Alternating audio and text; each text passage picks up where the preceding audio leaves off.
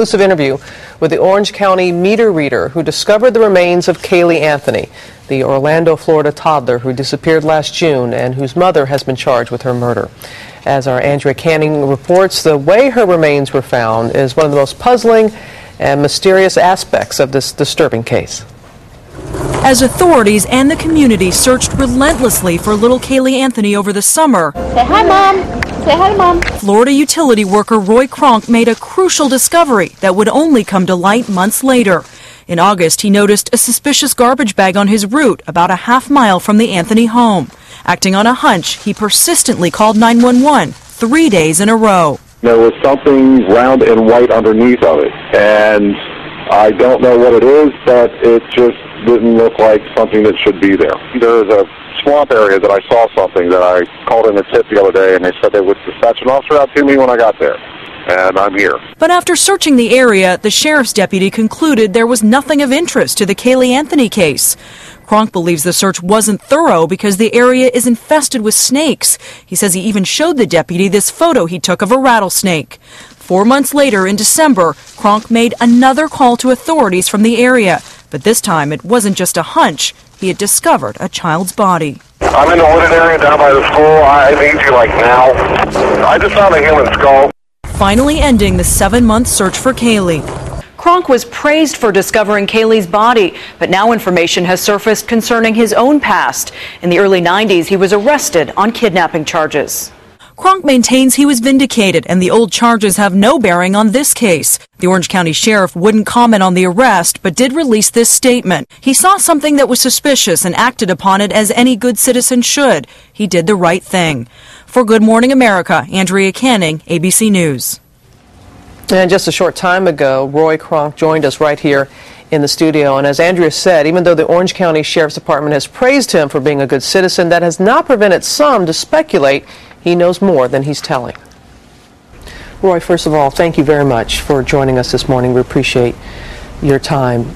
Can you just take us back and how you went about discovering the remains? Well, August 11th was the first time I was ever assigned that route. And we got done with the route about 1:30, and we don't have to be back to the office until 2:30. So we found the only shady spot there was. And if you look at the place, where that area of suburban where the body was found, it's a swamp on either side of the road. And the only thing down at the end of the road is the school, the elementary school. So at that time, school wasn't in session. So the only people going up and down that road would either be maintenance workers or people like that going to the school. There would be very little or no foot traffic at all.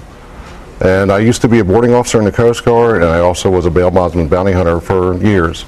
And it just kind of made sense to me that if you were going to get rid of something like that, with the decay of the smell of the swamp decay on either side of the road, it would have been a great place to hide it. And so you make this discovery, you call 911. Yes. And what was the response? Well, I called that night about 9:30, 10 o'clock, and they said, okay. And then nothing happened, no one called me back. I called them again the next night about 9:30, 10 o'clock. They told me to call Crime Line. I didn't want to call Crime Line. I just wanted to stay as anonymous as possible. And so I called Crime Line, and they said they'd have an officer meet me out there. So the next day when I got off work, I drove over there.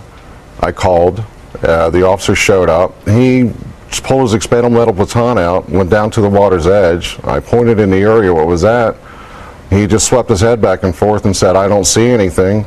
And pretty much that was it. And that was in August. Yes, ma'am. December, you go back to the same area. Why did you go back? I had to go to the bathroom. So I went in there and I looked over and I saw a shape that didn't look quite right to me.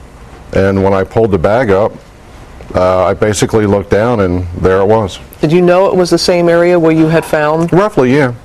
Except there was no water there this time because it all dried up. And you called authorities again? Yes, ma'am. And this time they did find? Yes, ma'am. The remains. Do you have any idea why, when they were there in August, nothing was found, but then returning in December, Caylee's body was found? Well, there was water there in August, and I guess the deputy didn't want to go out into the water to look at the bag. Were you frustrated that you had made this discovery months ago, and it took until 4 or 5 months later for it to be determined that it was her body? Well, pretty much. I mean, the cop was like, I would say he's kind of rude to me. And I just didn't really, I'm trying to help out, I'm trying to be a nice guy, and instead I'm catching all this, so I just didn't care anymore. We saw in Andrea Canning's piece, and that you came forward and you let the media know that, look, there was a kidnapping charge. Right. Never went to the grand jury. Well, actually, it went to the grand jury, but it came back as not a true bill, so it was sealed, expunged from my record, and the only reason I came forward with it is that I have nothing to hide. And you wanted to come forward and make sure that everybody knew everything about you because Exactly. you didn't want to be the focus. Yeah, I didn't want this to happen, what's already happening. There's so much speculation about your possible involvement, and as a private citizen that came forward and helped so much in this case, how do you feel about all that? No good deed goes unpunished.